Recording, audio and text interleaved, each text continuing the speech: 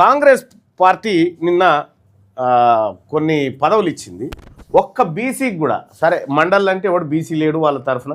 మహేష్ కుమార్ గౌడ్ ఉంటే పీసీసీ చీఫే కాబట్టి ఆయన తరఫున లేడు. కానీ అసెంబ్లీలో విప్పులు ఒక్కటి కూడా బీసీలకు లేదు. చూడండి, విప్పు పదవులలో ఒక్కటి కూడా. మళ్ళీ దీని చీఫ్ విప్ ఎవరు? దీనికి పట్నం మహేందర్ రెడ్డి. ఎవరి చేతిలో ఉందో చూడరు. ఇక విప్పులు కూడా లేవు వీళ్ళకు, బీసీలకు. మరి బీసీ ఎమ్మెల్యేలు ఉన్నారుగా 20 మంది.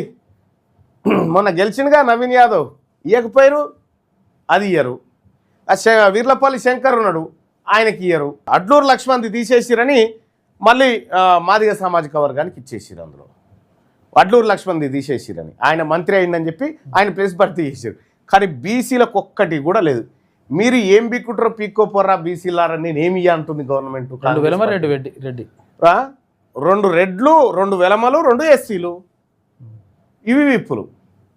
2 వెలమలు అంటే ఆ పార్టీలో ఉన్న, నేను చెప్తా ఉన్నా, కాంగ్రెస్ పార్టీలో ఉన్నా, బీఆర్ఎస్లో ఉన్నా, బీజేపీలో ఉన్నా, బీసీల పరిస్థితి ఇదే. మీరు గుర్తు, ఇంతకంటే ఎక్కువేం లేదు.